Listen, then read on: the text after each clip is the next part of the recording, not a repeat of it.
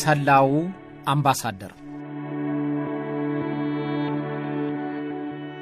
አሜሪካ በመሰለልና በማሰለል ታሪኳ ደርሶባት የማያውቅ አጋጣሚ ደርሶባት ሆኖባት የማያውቅ ነገር ሆኖባት ተገርማለች። ሙሉ ሚስጥሯን እየመነተፈ ለጠላት ሀገር ሲያቀብል የኖረውን ሰላይ 40 ዓመታት ሙሉ ያህል ሳታውቀው አቅፋና ደግፋ ሾማና ሸልማ ስታኖረው መቆየቷ ነው ያስገረማት።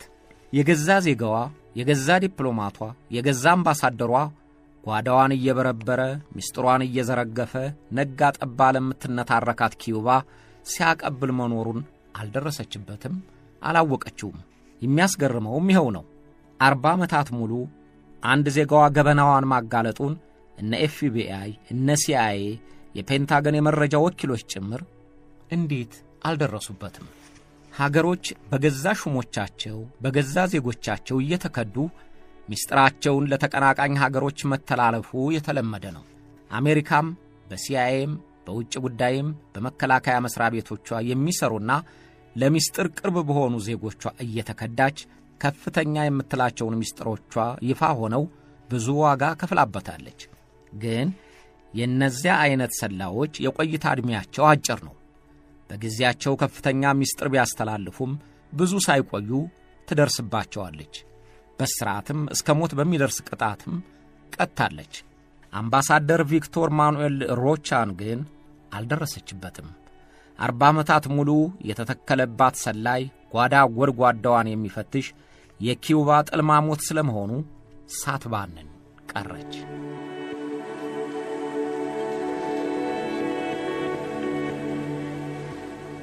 ቪክቶር ማኑኤል ሮቻ ባለፈው አርብ እጁ ተያዘ። በ73 ዓመቱ ለ40 ዓመታት ሙሉ የሀገርህን የአሜሪካን ሚስጥር ለኪዩባ አሳልፈህ ሰጥተሃል ተብሎ ታሰረ። በወጣትነቱ የተቀላቀለውን የአሜሪካ የውጭ ጉዳይ መስሪያ ቤት እስከ አምባሳደር ደረጃ ደርሶበት 25 ዓመታት አገልግሎ ጡረታ እስኪወጣ ማንም የጠረጠረው አልነበረም። በጥናትና በምርምር ተሰማርቶ በኪዩባ የአሜሪካን ጥቅም የሚከበርበትን ጥናት እንዲያቀርብ በመንግስት ሲመደብ ማንም የጠረጠረው አልነበረም። ምደባውና ሹመቱ ሁሉ በቅንነት የሚያገለግላትን ኪዩባን በሚጠቅምበት ደረጃ መሆኑ ለኪዩባ እልል በቅምጤ የሆነላትን ምክንያት አሜሪካ በጊዜው ሳትረዳው ቆየች። ቪክቶር ማኑኤል ሮቻ ለኪዩባ ታማኝ አገልጋይነቱን በተግባር አስመስክሯል። በገንዘብ ተደልሎ አልነበረም፣ በማስፈራሪያም በርግጎ አልነበረም። ስላመነበትና ስለፈለገው ብቻ ነበር ይላሉ በቅርብ እናውቀዋለን የሚሉ የአሜሪካ ዜጎች። የአሜሪካ የስለላ ተቋሞች አሁንም ምንም አይነት መረጃዎች አሳልፎ እንደሰጠ አላወቁም። በረቀቁ ዘመናዊ ቴክኖሎጂ አገር ምድሩን ሰማይ ጠፈሩን እንሰልለዋለን የሚሉት የአሜሪካ የመረጃ ተቋሞች እንዴት አልደረሱበትም? ማኑኤል ሮቻ ግን ጠንቃቃና የሚሰራውን እንዴት እንደሚሰራው የሚያውቅ በእነ FBI አይን ስር እንዴት ማለፍ እንዳለበት የሚረዳ መሆኑን አረጋግጧል።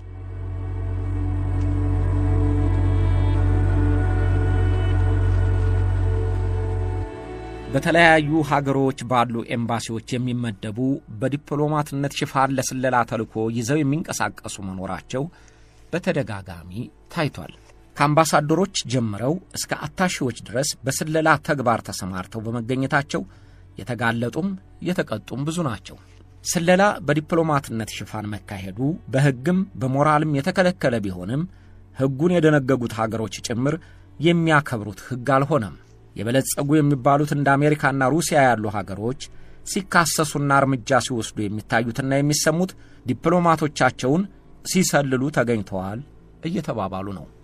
አንዳንድ ጊዜም 1-2 ዲፕሎማቶች ብቻ ሳይሆን በስለላ እየተጠረጠሩ በግፍ ይባረራሉ።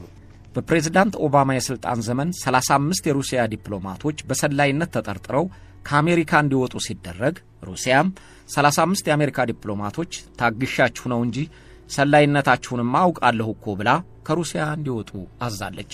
ከ5 ዓመታት በፊት አሜሪካ 100 የሚሆኑ በዋሽንግተን ኤምባሲና በሲያትል ቆንስላ ጽሕፈት ቤት የተመደቡ የሩሲያን ዲፕሎማቶች ሲሰልሉ ደረስኩባቸው ብላ ነበር። ከነዚያም ውስጥ 60ዎቹን ከሀገር እንዲወጡ አዛለች።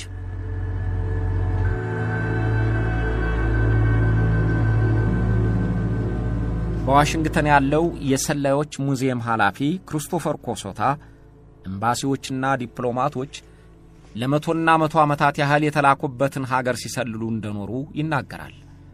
ዲፕሎማቶቹ ይላል ክሪስቶፈር፣ ዲፕሎማቶቹ በስለላ ተጠርጥረው ሲያዙም ከማጋለጥ ይቅር ሚስጥር ማድረግ ውጤታማ ይሆናል ይላል።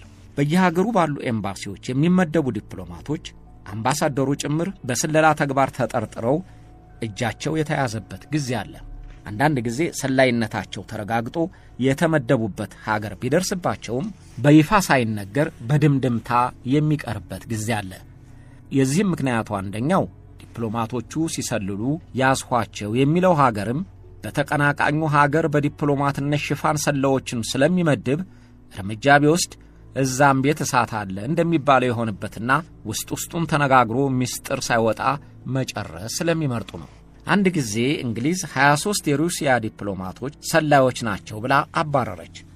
ሩሲያም በቁጥራቸው ልክ 23 የእንግሊዝ ዲፕሎማቶችን ሰላዮች ስለሆናችሁ ውጡ ብላ አባረረቻቸው። ሲሰልሉ የተደረሰባቸው ዲፕሎማቶች ለማጋለጥ የማይፈልጉበት ሌላው ምክንያት አስፈራርቶና ደልሎ ራሱን ዲፕሎማቱን ሀገሩን እየሰለለ መረጃ እንዲያቀብል ተባባሪ ለማድረግ ስለሚፈለግና ስለሚቻልም ነው። በቁጥራቸው ትንሽ የማይባሉ ዲፕሎማቶች በረብጣ ገንዘብ እየተፈነገሉ የሀገራቸውን ምስጢር አሳልፈው ይሰጣሉ። ሌሎች ዲፕሎማቶች ደግሞ በአሳፋሪ ተግባር ስማቸው እንዳይጠፋ እየተጨነቁ የሀገራቸውን ምስጢር እየዘረገፉ አሳልፈው ሲሰጡ ታይተዋል። የቀድሞዋ ሶቪየት ኅብረት የስለላ ድርጅት KGB በዚህ አሰራር የተካነ ነበር። አንድ ጊዜ የፈረንሳዩ ከፍተኛ ዲፕሎማት የሚያስደስተውን ነገር አጠናና ቆንጆ ሴት እንድትተዋወቀው አደረገ። ያልጠረጠረው ዲፕሎማት በሴትየዋ መስተንግዶ ደስ ተሰኘና ወደ መኝታ ክፍል ይዟት ገባ። ያን ጊዜ ባሏ ነኝ የሚል ሰው ባረፉበት ሆቴል ደርሶ ቀውጢ ፈጠረ። ሌሎች አስታራቂ ሆኑና ባልየው እንዲረጋጋ ባበሉት። ለዲፕሎማቱም የሰው ሴት ሲያማግጥ የሚያሳየውን ፎቶ እያሳዩ ግን እንደማያጋልጡት ባልየውንም ዝም እንደሚያሰኙት ነግረው አረጋጉት። ለዚያው ለታቸው ክፍያ የሀገሩን የምስጢር ሰነዶች እየዘረገፈ እንዲሰጣቸው አዘዙት። ዲፕሎማቱ ድራማውን ያቀነባበረውን KGBን እንዳያጋልጠው እስኪበቃው ድረስ ለሶቪየት የስለላ ተቋም አገልጋይ ሆነ። በእንደነዚህ አይነት የማሳሳቻ ወጥመድ እየወደቁ በዕድሜ ልክ ጭንቀት የሚዘፈቁ ለቅጣትም የሚዳረጉ ዲፕሎማቶች ታይተዋል።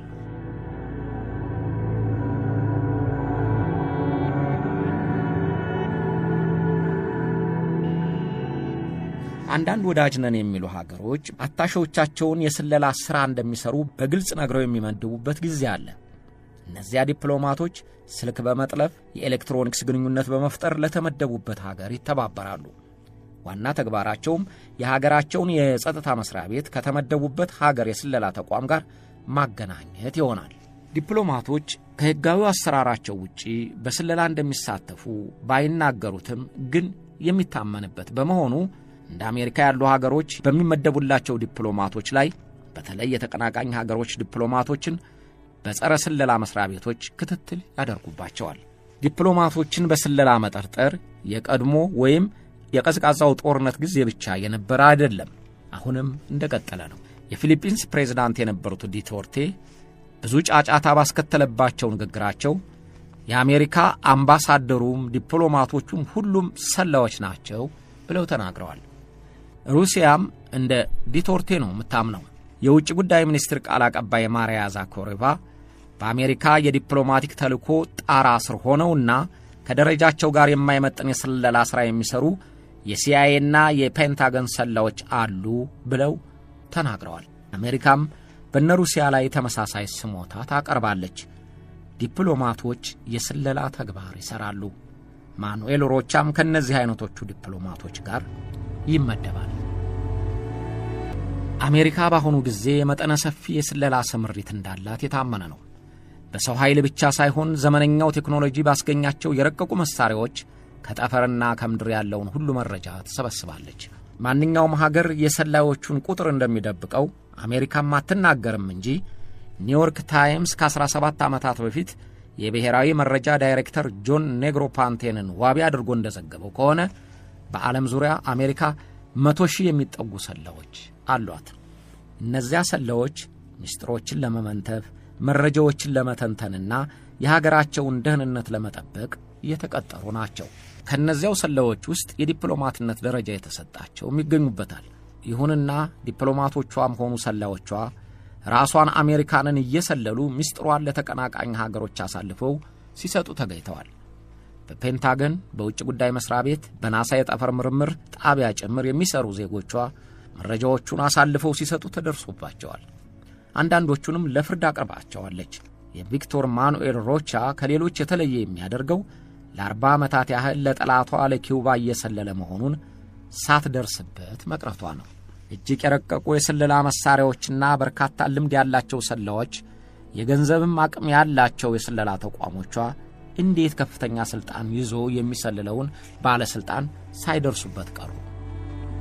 ቪክቶር ማኑኤል ሮቻ በውጭ ጉዳይ መስሪያ ቤት ሥራ ከተቀጠረበት ጊዜ ጀምሮ ጡረታ እስከወጣበት ጊዜ ድረስ ያገኘውንና የፈለገውን ሚስጥር ለኪውባ እያሳለፈ ሲሰጥ ኖሯል። አሁንም የተያዘው አልፊና አድካሚ ወይም ውስብስብ በሆነ ክትትል አልነበረም። የቪክቶር ማኑኤል ሮቻ ከሌሎች የሱ ቢጤ ሰላዮች የተለየ የሚያደርገውም ለረጅም ዓመታት የቆየ ሰላይ መሆኑ ብቻ አይደለም፣ ለመሰለል የፈለገበት ምክንያትም ነው። ብዙ ጊዜ ሰላዮች የሀገራቸውን ሚስጥር የሚሸጡት የገንዘብ ጥማታቸውን ለማርካትና የቅንጦት ኑሮ እንዲኖሩ ሲሉ ነው። አንዳንዶች ቀደም ብዬ እንደነገርኳችሁ ፍርሃትና ሰቀቀን በሚለቅባቸው ማስገደጃ ተወጥረው ስለሚያዙ ነው። አንዳንዶቹም የሀገራቸው መንግስት የሚከተለውን ርዕዮተ ዓለምና ፖሊሲ በመጥላት ነው። ማኑኤል ሮቻ እስካሁን ባለው ምርመራ በአፍቃሪ ነዋይነት ተመስጦ መሆኑን ለማመን የሚያስችል መረጃ አልተገኘም። የሚያስገድደው ችግርም ስላጋጠመው ነው አልተባለም። ምናልባት በርዕዮተ ዓለም ወይም የሀገሩን አስተዳደር በመጥላት ሊሆን ይችላል ብለው የቀድሞ የሥራ ባልደረቦቹ ገምተዋል። እጁ እስከ ተያዘበት ጊዜ ድረስ ይከታተለው ለነበረው የኤፍቢአይ ሠራተኛ ፊደል ካስትሮን መሬ፣ የኩባ የደህንነት ቢሮ አባላትን ጓዶቼ ማለቱን፣ አሜሪካንን ግን ጠላት ብሎ መጥራቱን በድብቅ በተቀረጸው ንግግሩ ጠቅሶ የአቃቢ ሕግ ክስ መስርቷል። የአሜሪካው አቃቢ ሕግ ሜሪክ ጋርላንድ እንዲህ ይላል። ቪክቶር ማኑኤል ሮቻ ለሕዝብ ይፋ የማይደረጉ ሰነዶችን ለማግኘት በሚችልበት ኃላፊነት ላይ ሆኖ የአሜሪካን የውጭ ጉዳይ ፖሊሲ የሚጎዱ መረጃዎችን ለኪውባ መንግሥት ለ40 ዓመታት ያህል ሲያቀብል ቆይቷል ሲሉ እጁ የተያዘበትን ምክንያት ለፍርድ ቤቱ አሳውቀዋል። ጉዳዩ ጥልቅና ውስብስብ በመሆኑም የዋስ መብቱ እንዳይጠበቅ አመልክተውበታል።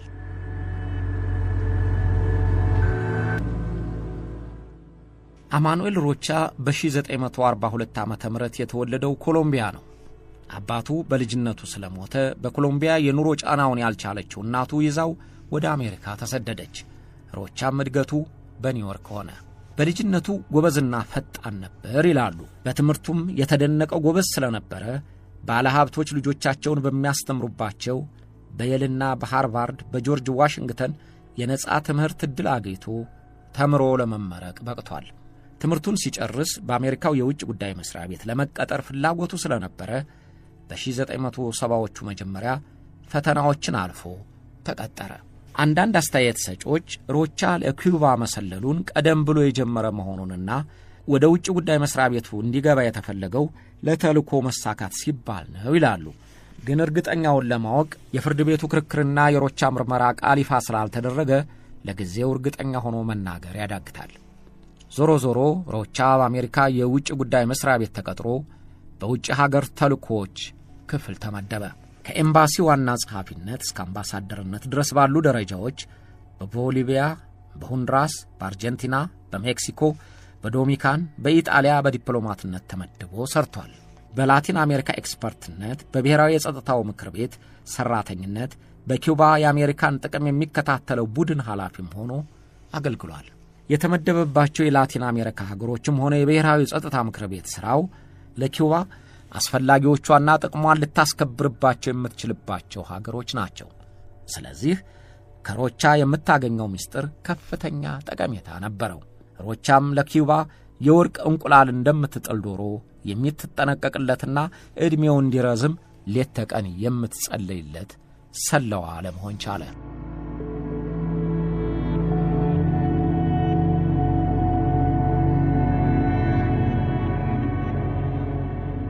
ኪዩባ ከአሜሪካ ልትወዳደርበት የምትችልበት የገንዘብ አቅም ስለሌላት በርካታ ሰላዮቿን ልታሰማራ አትችልም። ግን ጥቂቶቹን ቁልፍ በሆነ ቦታ እያሰረገች የአሜሪካን ሚስጥርን መመንተፍ ታውቅበታለች። ከሮቻም ሌላ 20 ዓመት የሥርዓት ቅጣቱን የፈጸመውና የመከላከያ የመረጃ ወኪል የነበረው ጂም ፓፕኪን፣ በውጭ ጉዳይ መስሪያ ቤት ይሠራ የነበረውና የዕድሜ ልክ እስራት የተፈረደበት ዋልተር ካንዳልሜየርስ አሜሪካ በኪዩባ ላይ ለማድረግ የምታቅደውንና ጠቃሚ መረጃዎቹን እየሰረቁ እንዲያስተላልፉላት ለማድረግ ችላለች። የሮቻ የሚለየው የረጅም ጊዜ አገልግሎት ያገኘችበት ሰለዋ መሆኑ ነው። ሮቻ ከፍ ባለ ደረጃ በተመደበበት የዲፕሎማትነት ሥራው ጥብቅ የተባሉና ለብዙዎች የተከለከሉ ሚስጥሮችን ለማግኘት የሚያስችለው ነበር። አሜሪካ በኪዩባ ብቻ ሳይሆን የውጭ ፖሊሲዋን አቅጣጫ የሚያሳዩ ሚስጥሮችን ያውቃል። ያ ማለት ዋና ጠላቷ ኪዩባ የአሜሪካን ሚስጥር ከጉያዋ እየፈለቀቀች ትወስዳለች ማለት ነው። ሮቻ ለኪዩባ ሚስጥሮችን ማቀበል ብቻ ሳይሆን ለአሜሪካም የተሳሳተ መረጃ እየሰጠ በኪዩባ ላይ የምትነድፈውን የዕቅድ አቅጣጫ እንድትለውጥ ምክንያት ሆኗል። ጉዞዎቹንና ከኪዩባ የደህንነት መስሪያ ቤት ጓዶች ጋር የሚያደርገው ግንኙነት እንዳይታወቅ የሚጠቀምባቸውን ሽፋኖች ዋና መስሪያ ቤቱን የሚያታልሉ ነበሩ። መረጃዎቹን ለኪዩባ ጓዶቹ የሚያስተላልፈው በሥራ ምክንያት እያስመሰለ በሚሄድባቸው ሀገሮች የደህንነት ሠራተኞቹን እያገኘ ነው። ዋናው መስሪያ ቤት ሮቻ ወደሚጠይቀው ሀገር የሚሄደው በተመደበበት ሥራ ምክንያት ብቻ አድርጎ እንዲገምት ለማድረግ ጥበቡ ነበረው። በኪዩባ የአሜሪካን ጥቅም የሚከታተለው ቡድን ኃላፊ ከሆነ በኋላ እንደፈለገው ለመንቀሳቀስ ተመቸው። የኪዩባ ሰላዮችን ቢያገኝም ለሥራው አስፈላጊ ይሆኑለታል ተብሎ ስለሚወሰድ የሚጠረጠረው አልነበረም።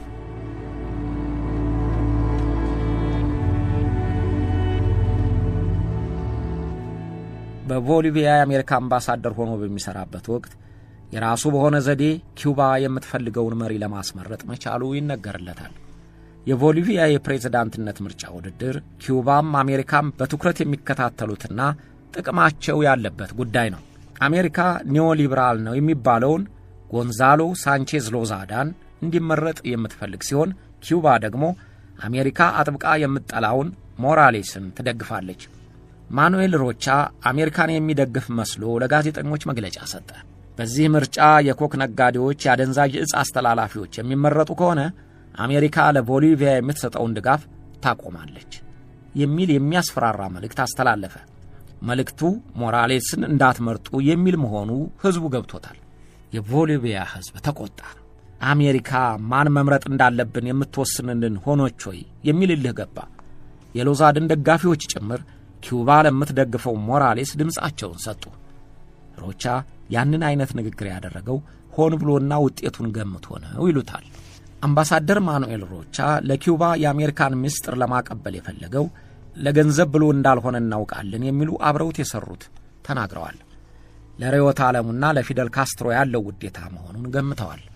የሲአይኤ ቀድሞ መረጃ ተንታኝና በአሜሪካ ዩኒቨርሲቲ የላቲን አሜሪካ ጉዳዮች ተንታኝ ፋልተን አርምስትሮንግ ቀድሞውንም ከኪዩባ የደህንነት ቢሮ ጋር ለመስራት ራሱ ሮቻ አመልክቶ እንጂ እነሱ ፈልገውት ነው ብሎ እንደማያምን ተናግሯል። ጡረታ የወጣው የኤፍቢአይ ሰራተኛ ፔቲ ላፕም እንዲህ ይላል። የኪዩባ የመረጃ አገልግሎት ሰራተኞች በሚሰሩት ሥራ የሚደነቁ ናቸው። ገንዘብ የላቸውም። ጠላታቸው ደግሞ ባለጸጋው አሜሪካ ናት። ሩሲያኖች ተባባሪዎች ለማግኘት ገንዘብ የሚጠቀሙትን ያህል ኪዩባዎች የርዕዮተ ዓለም አንድነትንና ፍላጎት ያላቸውን ሰዎች መመልመል ያውቁበታል። እንደነዛ አይነት ሰዎች ለገንዘብ አይሰሩም። ለሮቻ ገንዘብ እንሰጣለን ቢሉት ኖሮ ይናደድባቸው እንደነበረ እገምታለሁ ብሏል። ከመንግስት ሥራ ለቆ በግል እየሰራ ባለበት ወቅት ለ40 ዓመት የአሜሪካንን ምስጢር እየጎለጎለ ለኪዩባ አሳልፎ ከሰጠ በኋላ ኤፍቢአይ ስለ ማኑኤል ሮቻ አጠራጣሪነት ጥቆማ ደረሰው። ጥቆማው ወይም ጥርጣሬው እንዴትና በየት በኩል እንደደረሰው እስካሁን ይፋ አላደረገም። ኤፍቢአይ የደረሰውን ጥቆማ ተከትሎ አንድ አባሉን እንዲከታተለው መደበው። የኤፍቢአይው ጥልማሞት በዋትስአፕ የጽሑፍ መልእክት ላከለት። በጽሑፉ ከኪዩባ ጓደኞቹ የተላከ ጥንቃቄ የሚያስፈልገው መልእክት ለእርሱ እንዲያደርስ የተላከ መሆኑን አሳወቀው። ሮቻ አልገባኝም፣ ግን ልትደውልልኝ ትችላለህ ብሎ መለሰለት።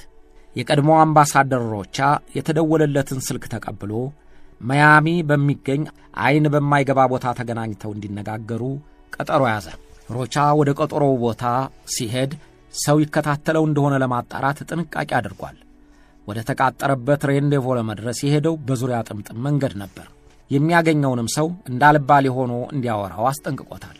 ይህን ሁሉ ጥንቃቄ ያደረገው ምናልባት የጠረጠረ ካለ በክትትል ኢላማ እንዳይገባ ብሎ ነው። በእርግጥ ማንም አልተከታተለውም። ምክንያቱም ሊያነጋግረው የቀጠረው ሰው የሚከታተለው የኤፍቢአይ ጥልማሞት ነበርና ነው። ተገናኙና ጨዋታቸውን ጀመሩ።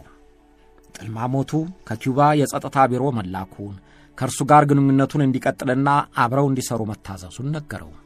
ሮቻ አመነው። ግን ያልጠረጠረ ተመነጠረ የተባለው ተረት የደረሰበት ሮቻ የኪዩባ የሚስጥር ጓዶቹ መስለውት እውነቱን ዘረገፈለት። ድምፁ እየተቀረጸ መሆኑንም አላወቀውም።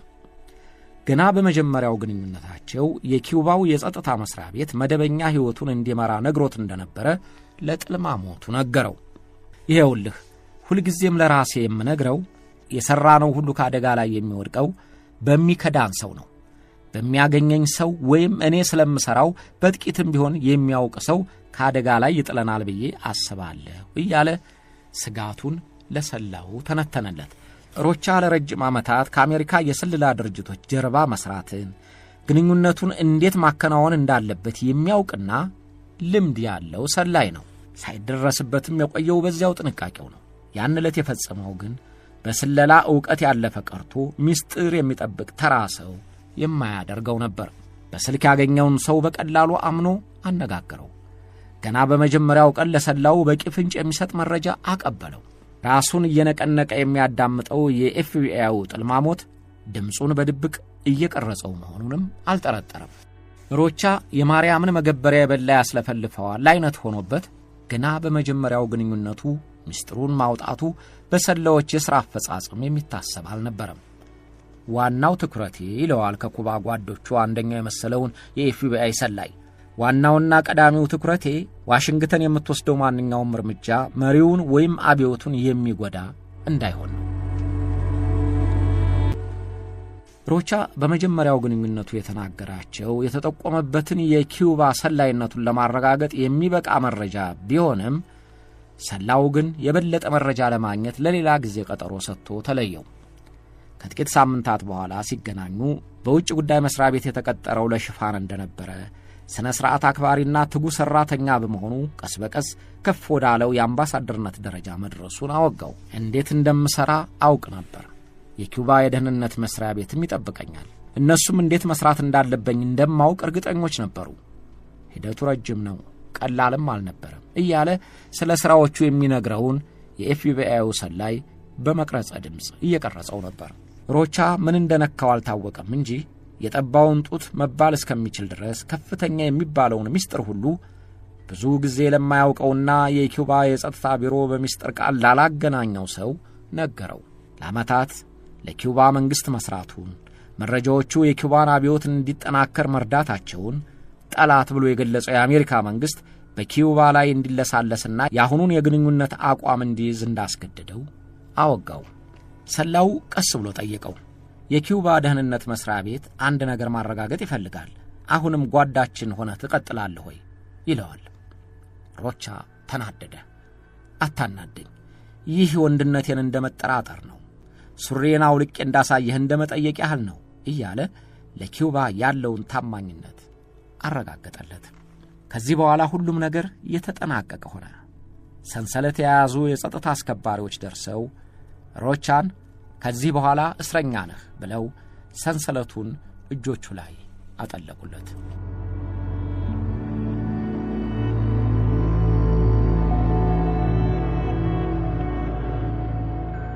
ሮቻ ለ3 ጊዜ ከኤፍቢአይ ወኪሉ ጋር ግንኙነት ካደረገ በኋላ እጁ ተይዞ ቃሉን ሲሰጥ ሁሉንም ካደ። ያነጋገረው የኤፍቢአይ ሰላይ መሆኑን ሲነግሩትም ከማንም ጋር አላወራሁም ብሎ ካደ። ሲያወሩ የተነሱትን ፎቶግራፍ ሲያሳዩት የታሰሩ 2 አይቼዋለሁ እንጂ ሌላ ጊዜ አላገኘሁትም አለ። የተናገረውን ሲያሰሙት የሆነውን ሁሉ እንዳመነ በምርመራው ሪፖርት ላይ ተጠቅሷል። አቃቢ ሕግም በ15 ወንጀሎች ክስ መስርቶበት ቀጠሮ ተይዞለታል። የአቃቢ ሕግ ክስ በማስረጃ የሚረጋገጥ ከሆነ የ73 ዓመቱና የቀድሞ አምባሳደር ቪክቶር ማኑኤል ሮቻ የ60 ዓመታት እስራት ሊጣልበት ይችላል። ብዙ ጊዜ የሰላዮች መጨረሻ እንደዚሁ ነው። ከተያዙ በኋላ የሚጠብቃቸው ቅጣት ነው። በተለይም ዜጎች ከሆኑ በለውጥም በድርድርም የመለቀቅ ዕድላቸው እጅግ የጠበበ ይሆናል። የ40 ዓመቱ ሰላይ አምባሳደር ሮቻም ነፃ የመሆኑም የቅጣት ማቅለያም የሚያገኝበት መንገድ ዝግ መስሎ ይታያል።